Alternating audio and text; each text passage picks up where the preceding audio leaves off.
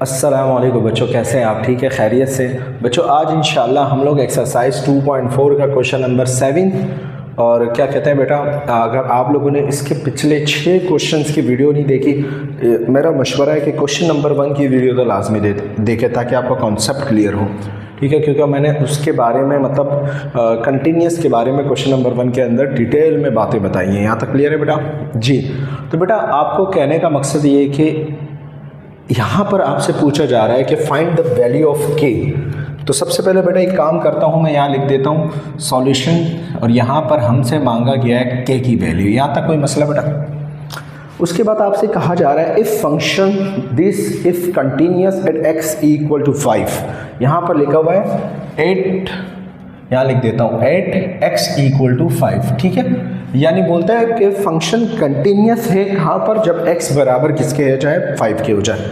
अब बेटा कंटिन्यूस के बारे में मैंने आपसे कहा था कि हमारे पास एक ग्राफ है, बिल्कुल स्ट्रेट लाइन जा रही है, तो दिस इज कॉल्ड कंटिन्यूस।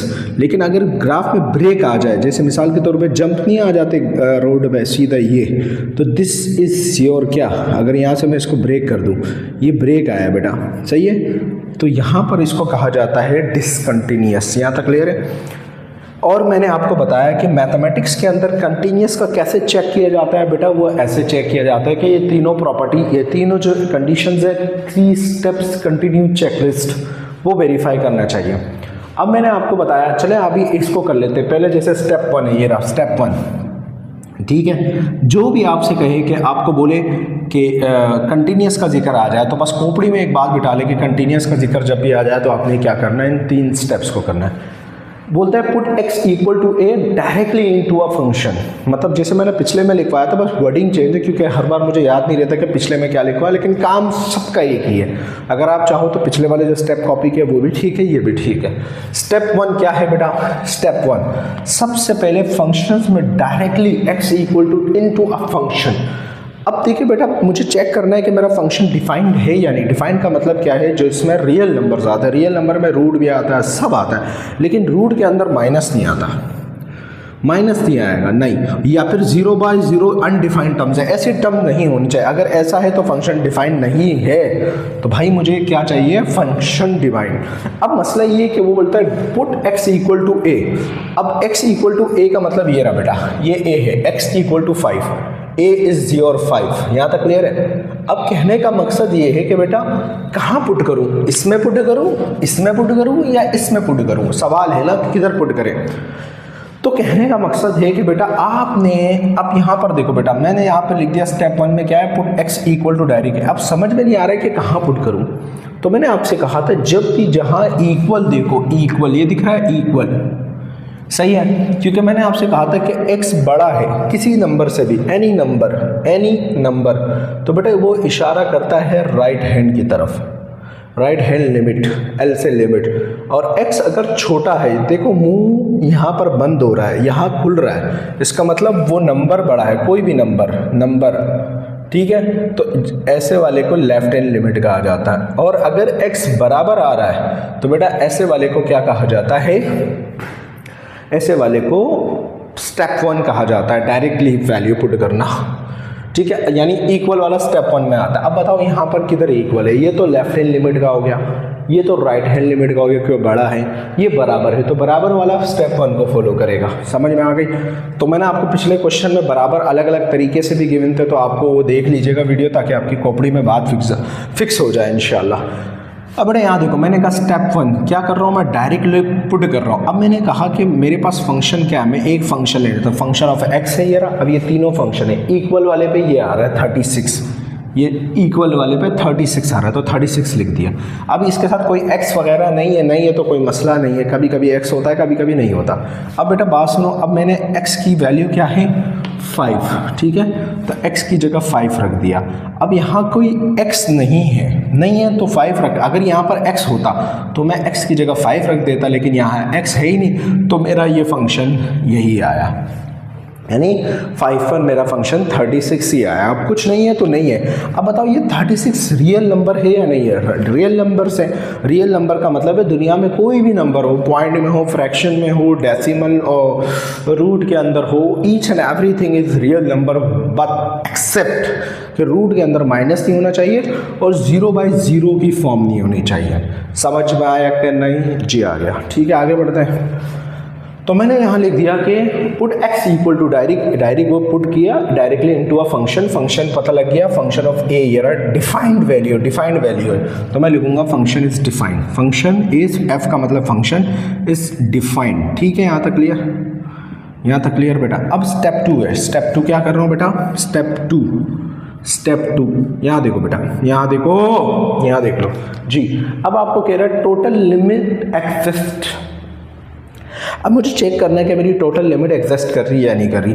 मैंने आपको बोला था टोटल लिमिट क्या होती है। देखो एक रोड यहाँ से आ रहा है, एक रोड यहाँ से आ रहा है, इसके जो बीच में ये जो आपने देखा होगा एक पिलर होता है, ये आप पिलर आपका डायरेक्ट ए ये रहा, फंक्शन ऑफ ए जो आपने स्टेप 1 मालूम किया ये रहा। अब आपका जो लेफ्ट हैंड लिमिट ये रही और राइट हैंड लिमिट ये रही, सही है? मेरी तरफ से ये, आपकी तरफ से क्या देख लो, मेरी तरफ से हाथ ये है, ठीक है? तो left right hand limit, left hand limit. अब मुझे ये वाली लिमिट यहाँ से आ रही होगी, लेफ्ट यहाँ से आ रही होगी। अब देखना है कि, और ये एक्चुअल पॉइंट है यानी ये वाला, ठीक है? यानी इसको एक्चुअल पॉइंट कहा जाता है। मैंने पिछले वाली वीडियो में ऐड किया था, इस वाली वीडियो में ऐड नहीं किया। अब मुझे ये टोटल लिमिट चाहिए, इन दोनों की लिमिट, दोनों आपस में मिल जाते हैं। वो क्या है? स्टेप 2। स्टेप 2 में क्या? Left hand limit, right hand limit. अच्छा, इन दोनों को मिलाओ तो ये बनता है ए। इसका मतलब क्या है? लिमिट क्या है? मैं यहाँ लिख देता हूँ, इधर देखो टोटल लिमिट क्या है बेटा? टोटल लिमिट आपके लिए शॉर्ट फॉर्म में लिख रहा हूँ। टोटल लिमिट बराबर है लिमिट एक्स ए को अप्रोच कर रहा है फंक्शन ऑफ एक्स, ठीक है? अब ये टोटल लिमिट है। मैंने आपको क्या कहा था पिछली वाली वीडियोस में भी कि अगर आपके पास फंक्शन एक ही होता, यानी एक ही फंक्शन होता, एक फंक्शन, तो आप डायरेक्ट टोटल लिमिट पुट कर देते। लेकिन यहाँ फंक्शन कितने बेटा? 3 फंक्शन है, 3। एक तो ये ले गया पहला वाला, इसको छोड़ दो। एक क्या है? Less than, greater than, less than. तो इसका मतलब लेफ्ट और राइट अलग अलग करके मालूम करना होगा। सर बात समझ में नहीं आई तो बेटा पिछली वाली वीडियो देख लो, आपको समझ में आ जाएगी। यहाँ तक क्लियर है बेटा? अगर नहीं आए तो ये वीडियो देख लो, जब तक ये कॉन्सेप्ट, इस क्वेश्चन में तो ये वीडियो समझ में आ जाएगी आपको। लेकिन बेटा पिछले वाला पूरा कॉन्सेप्ट चाहिए तो पूरे 2.4 देख लो। मेरा मशवरा तो यही है, कोई मसला नहीं बेटा। अगर आपका 1 घंटा 2 घंटा जाता है, फ़र्क नहीं पड़ता, आपका कॉन्सेप्ट तो क्लियर होगा ना इंशाल्लाह जी। तो बेटा सबसे पहले यहाँ पर मैं मालूम करूँगा 4 राइट हैंड लिमिट मालूम कर लेता हूँ, कोई बात नहीं, ठीक है? अब राइट हैंड लिमिट क्या होता है मैंने आपको बताया था। राइट हैंड लिमिट क्या होता है बेटा? स्टेप 2 में ही काम चल रहा है, ठीक है? राइट हैंड लिमिट क्या होता है बेटा? ये दिख रहा है, ये पूरा लिख दो। लिमिट एक्स अप्रोच कर रहा है ए को, लिमिट एक्स अप्रोच कर रहा है ए को। अब इसके ऊपर पॉजिटिव लगा दो, ऊपर से, पावर में नहीं, मतलब ऐसे ऊपर लग दो ताकि पता लगे ये राइट हैंड लिमिट हमेशा पॉजिटिव साइड पे होता है, सीधे हाथ पे हमेशा पॉजिटिव साइड होती है। तो इसलिए यहाँ पर ए के ऊपर पॉजिटिव लगा दिया और फंक्शन ऑफ एक्स लगा दिया। ये बराबर होता है राइट हैंड लिमिट के। यहाँ तक क्लियर है बेटा? यहाँ तक क्लियर? बस वही है, बस इसके ऊपर पॉजिटिव लग गया। दोनों को जब मिलाते हैं तो फिर वही एक बन जाता है। खैर, अब यहाँ देखो बेटा, लिमिट एक्स अप्रोच कर रहा है ए को। ए क्या है आपके पास? x इक्वल टू 5 है, x इक्वल टू 5 है, यही चेक करना है भाई। तो यहाँ 5 लगाया, ऊपर पॉजिटिव लगा दिया, ठीक है? Function of x. अब फंक्शन क्या लगेगा? इन तीनों में फंक्शन क्या लगेगा? इक्वल वाला तो ये पहले ले गया, उसको नहीं। अब देखो बेटा मसला क्या है, पहले से मुराद ये कि इसका ये इक्वल वाला है इसका। राइट हैंड लिमिट का क्या होता है? अभी बताया मैंने, जब भी x बड़ा होगा किसी भी नंबर से, मुंह x की तरफ खुला होगा तो भाई वो राइट हैंड लिमिट है। अब मुंह किधर खुला हुआ है? इधर खुला हुआ है, देख रहे हो ये वाला। तो ये फंक्शन हो गया। फंक्शन क्या है? 9x - 5। बेटा इसके अंदर और भी लोचा है, लेकिन बेटा वही बात है, यूट्यूब पे हो तो मैं वीडियो लंबी नहीं करना चाहता। आजकल जो जेंजी कौम है ना, समझ रहे हो, वैसे मैं भी जेंजी हूँ, अस्तगफिरुल्लाह, लेकिन उनको थोड़ा सा मसला हो जाता है। तो बेटा मैंने आपसे कहा कि x बड़ा है तो आपने ये वाला रख दिया, ठीक है? अब बेटा अप्लाई कर दो। 9 का 9, x की जगह 5 आ जाएगा। यहाँ इसलिए नहीं लगाया क्योंकि x आएंगे इसलिए छोड़ दिया, माइनस का माइनस। 9 5 से 45 होता है, 45 में से 15 गया बेटा। यहाँ तक क्लियर बेटा? मुझे लगता है कि मैंने थोड़ी सी गलती कर दी। बोलो क्या? यहाँ पर 9x - k है बेटा, मैंने 5 लिख दिया, सॉरी k लिख दिया बेटा, ये k है, यहाँ लिख देता हूँ k। 9 5 सा 45, ठीक है, और माइनस का माइनस के का के। यहाँ तक क्लियर है बेटा। और ये आपके राइट हैंड लिमिट आ गई, यहाँ तक क्लियर। तो बेटा ये राइट हैंड लिमिट आ गई, ये इसको छोड़ देते हैं अभी। अब बेटा चलते हैं लेफ्ट हैंड लिमिट पे। यहाँ लाइन जगह खींच के यहीं पे बना रहा हूँ मैं, ठीक है। यहाँ लिख देता हूँ 4 लेफ्ट हैंड लिमिट। अब बेटा लेफ्ट हैंड लिमिट में फार्मूला क्या लगेगा, सेम टू सेम वही लगेगा। देखो लेफ्ट हैंड लिमिट लिख दिया आपने, ठीक है। लेफ्ट हैंड साइड मत लिख देना, लेफ्ट हैंड लिमिट लिखना, क्योंकि लिमिट की बात हो रही है, साइड की बात नहीं हो रही यहाँ पे। लिमिट x अप्रोच कर रहा है, ए है लिख दो। अब ऊपर नेगेटिव लगा दो। लिमिट का मतलब है, लेफ्ट हैंड का मतलब है नेगेटिव साइड से होते हुए आ रही है, मतलब कम से कम वैल्यू होती जा रही है। फंक्शन ऑफ x क्या है, एज इट इज़ कॉपी कर लिया, ठीक है। यहाँ पर प्लस लगाए, यहाँ पर माइनस लगाए। अब यहाँ पर देखिए लिमिट, ठीक है बेटा, x का x अप्रोच कर रहा है, a की जगह वही 5 लगा हुआ है, तो 5 लगा दिया, क्योंकि हर जगह 5 ही होगा, क्योंकि एट x इक्वल टू 5 पर है। और ऊपर लगा दिया माइनस, ताकि पता लगे नेगेटिव की तरफ से आ रहा है। फंक्शन क्या लगेगा, मैंने आपसे कहा जब भी x छोटा होता है, जब भी x क्या हो, छोटा हो, ठीक है, तो ऐसी सूरत में कौन सा लेफ्ट हैंड लिमिट होते हैं, और वहाँ फंक्शन क्या लगा हुआ है, के एक्स माइनस है, के एक्स, ये के है, के एक्स माइनस 9। यहाँ तक क्लियर बेटा। अब बेटा ये जैसा था वैसे लिख दिया, इक्वल का इक्वल लिख दिया, लिमिट अप्लाई कर दो बेटा। 5 अंदर जाएगा तो के का के और एक्स की जगह 5 आ जाएगा, माइनस का माइनस, 9 का 9। अब ऐसा कुछ बच्चे ये कर देते, 5 माइनस में लिख देते, उनको लगता है लेफ्ट है तो माइनस में लिख दो। नहीं बेटा, सिर्फ ये जो माइनस लगता है ये सिर्फ इस बात का इशारा करता है कि आया कि ये कहाँ से आया है। मिसाल के तौर पर मैं अगर कह देता हूँ मोहम्मद हैदराबादी, तो मतलब हैदराबाद से आया हूँ, तो दिस इज जस्ट इंडिकेशन। 5 केजा क्या होता है, अली हैदराबादी वाला, अस्तगफिरुल्लाह यार किसका नाम ले लिया, माइनस का माइनस, 9 का 9, ठीक है। के 5 सा 5 और माइनस का माइनस, 9 का 9। यहाँ तक क्लियर बेटा। ये आपकी हो गई लेफ्ट हैंड लिमिट। क्या हो गई बेटा, लेफ्ट हैंड लिमिट। उसको ब्रैकेट में बंद कर दो। अब बेटा स्टेप 2 में लेफ्ट और राइट बराबर होनी चाहिए। क्या होनी चाहिए, बराबर होनी चाहिए। लेकिन अब आप बोलेंगे सर ये तो बराबर ही नहीं है। बेटा बात सुनो, अब यहाँ पर बराबर थोड़ी करना है हमने, वो पिछले वाले क्वेश्चन में किया था। यहाँ क्या करना है हमने बेटा, यहाँ पर जस्ट हमें के की वैल्यू निकालनी है। तो सर फिर ये कंटिन्यूस नहीं है तो के की वैल्यू कैसे निकलेगी विदाउट कंटिन्यूस। बेटा बात सुन, क्वेश्चन में उसने बोल दिया कि find the value of K if function is continuous equal to 5। बोलता है के की वैल्यू मालूम करो, फंक्शन कंटिन्यूस है 5 पर। अगर फंक्शन कंटिन्यूस है 5 पर, बेटा कंटिन्यूस ही होगा तभी तो के की वैल्यू निकल के आएगी ना। चलो चेक करते हैं, बोलो कैसे। अब मैंने कहा कि आपको अभी लग रहा है कि बराबर नहीं है, लेकिन स्टेप 3 पे मैं जाऊंगा क्योंकि मुझे के की वैल्यू निकालनी है। मैंने यहाँ लिख दिया स्टेप 3। स्टेप 3 जब भी वैल्यू मांगे ना बेटा, तीनों स्टेप पे जाना पड़ेगा आपको, तीनों स्टेप पे लाजमी। स्टेप 3 क्या कहता है बेटा, कंपेयर 1 और 2 स्टेप, दोनों स्टेप को बोलता है बराबर रख दो। अब देखो बेटा ये जो यहाँ पर कुछ भी नहीं था, इसका मतलब तो एक प्लस में मौजूद है और एक नेगेटिव में, इन दोनों को मिलाओ तो ये बन जाता है। तो मैं इन दोनों का सम लिख देता हूँ। यहाँ देखो, यहाँ लिख देता हूँ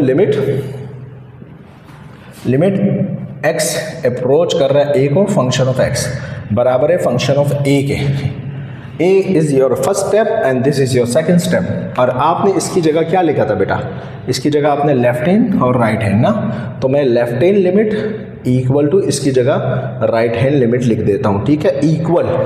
और फंक्शन ऑफ a पर आपका आंसर क्या आया था, 36, यानी फंक्शन ऑफ a पे आपका क्या आता है 36। अभी फिलहाल एक काम करता हूँ, इसको एज इट इज़ a की जगह ये 5 रख देता हूँ, कोई फ़र्क नहीं पड़ता। यहाँ तक क्लियर। लेफ्ट हैंड लिमिट में आपका आंसर क्या है 5 के माइनस 9। राइट हैंड लिमिट में आपका आंसर क्या आया था 45 माइनस के इक्वल फंक्शन ऑफ f पे 5 पे क्या आंसर आया था आपका 36। ये लिखते हैं, तीनों इक्वल है। अभी आपको सेम नहीं दिख रहे हैं, ये सेम होना ज़रूरी है भाई, नहीं दिख रहे कोई बात नहीं। अब एक काम करो बेटा, आपको के चाहिए ना, तो के वाली इक्वेशन देखो, एक के इधर है एक के इधर है, तो नहीं लो।